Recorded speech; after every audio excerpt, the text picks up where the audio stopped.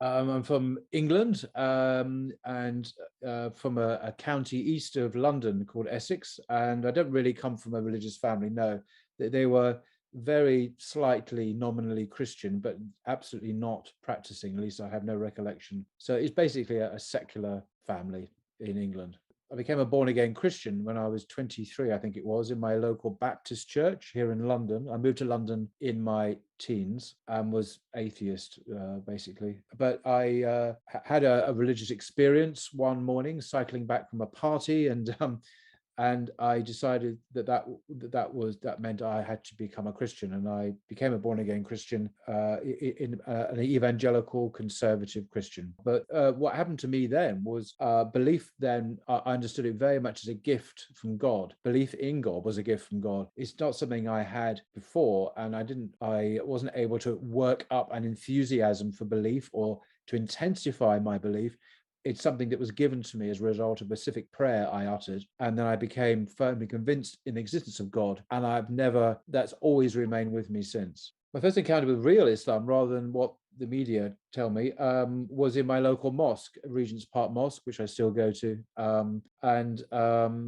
was quite an Islamophobe, and I basically wanted to find out what Islam really taught from Muslims. And so I was a Christian, and I went to my mosque to talk to them, and I gave myself a couple of months, and I read the Qur'an in English and spoke to them, and that was my first real encounter with Muslims, and thus with authentic Islam. It was a couple of years later after I suddenly realized that it sounds very naive now, but that really was something I had to learn, the basics, that Islam also possessed a spiritual tradition and a depth that Christianity also possessed that I knew about. I knew about the great spiritual writers, by St. Augustine, or the great classics like Thomas à Kempis' Imitation of Christ, or The Cloud of Unknowing. There's extraordinary works of spirituality. And then I discovered that there were parallel depths in Islam. And that shook me a bit, because I realized then that maybe God had bestowed his grace and his guidance and his love on people other than Christians.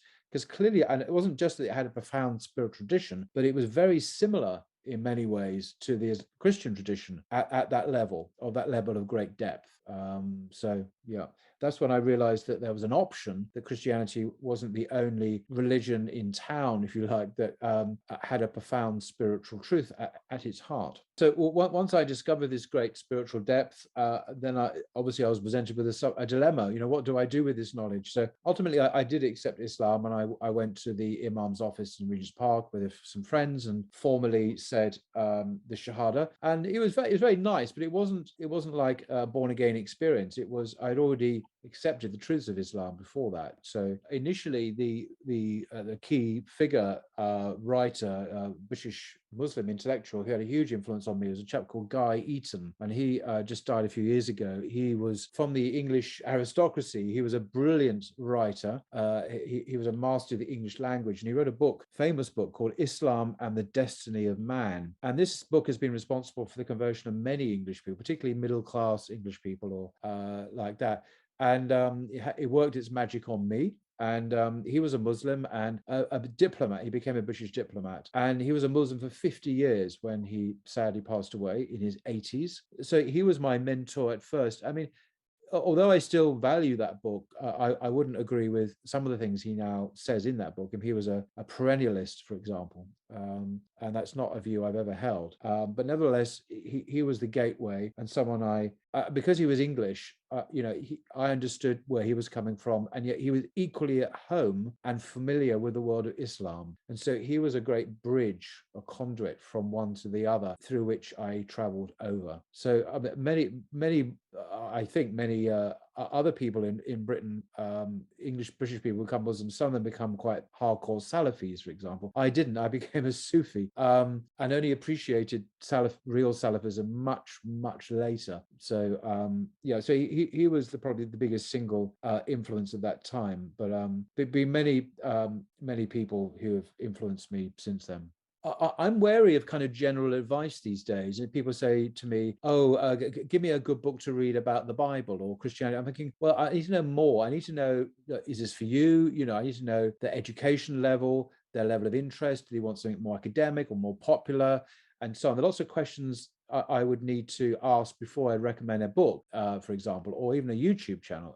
And in the same way with you know, books about Islam, I would want to find more about the person who was asking that question. For example, if I was talking to a Cambridge undergraduate, and I know one or two of them these days, you know, who wants to find out more about Islam, I would certainly recommend some kinds of books and not others. You know, you've got to tailor the recommendation to the person, you know, their education level, their background, even their gender, even their age. You know, a 15-year-old is different from a 50-year-old.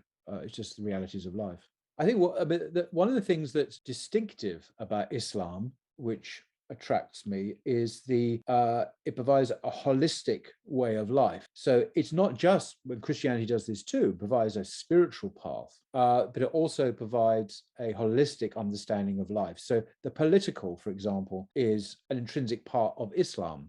Islamic governance is fundamental. It's wide-ranging, it's comprehensive. There is no secular space in Islam. It's all through and through the same thing. And I like that. It's such a wonderful contrast to the secular Western hegemony. And I think that's one of the probably the unique things about Islam these days. It didn't always used to be unique. Christians weren't always secular. During Christendom, for example, Jews weren't always secular. You know, when they were the Israelites in the Jewish Bible, they were not secular, far from it. But Islam is the only one left standing. So I think this comprehensive, holistic vision of life that's integrated and yet not totalitarian. And this is a paradox that might be difficult for some to grasp because it's not totalitarian. It is one of the most fascinating and attractive facets of Islam, I think, for me. The favorite thing about Allah was the same thing, the favorite thing about Allah when I was a Christian. This may sound a bit odd, but I'm reminded of the parables of Jesus or Isa in the Gospels, particularly Luke's Gospel. And these parallels are very Islamic, and you find the same teaching in Hadith, you find the same teaching in the Qur'an. And it's to do with a God a God of grace, a God of love, who redeems, who calls people back to himself. And you know, this is part of the truth that is still in Christianity. There are arguably a lot of things that have changed and corrupt in Christianity, and that is something that obviously exists in Islam as well. So it's not unique to Islam, but because it's not unique to Muhammad, upon him be peace. It was a facet of all the prophets of God. Obviously, Moses was sent to the Israelites. Jesus was sent to he was sent to the Jews as well. But you know, this is something that is shared with all the prophets of God, not just what we would call Islam today as the final dispensation.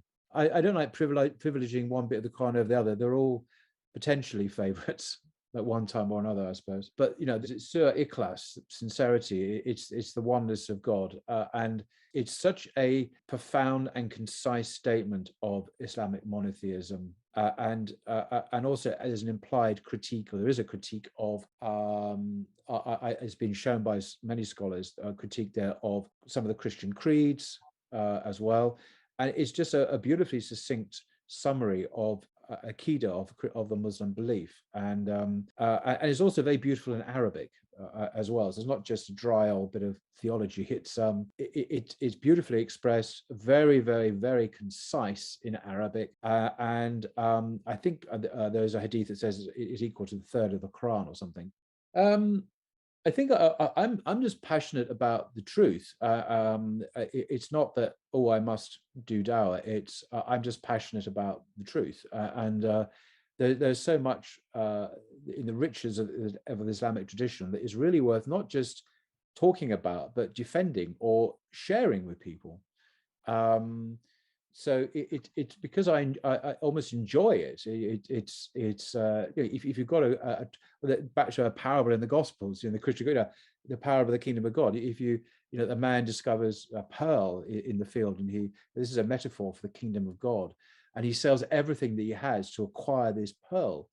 And there's a similar sense in Islam as well, which is essentially the same. It's the same spiritual message, really.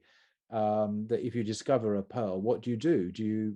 I like to say other people, look, sell all you've got, because all the stuff of the dunya for this pearl, because it's worth it. The pearls, it's beautiful, it endures, it's is of great preciousness and price. So that would be my motivation, from the sheer amazingness of it, rather than any kind of imperative that one must do dawah. I would hope from my meeting with God that He will, in His grace, overlook my blunders and faults and the mistakes that I've made. That His mercy will triumph over His wrath.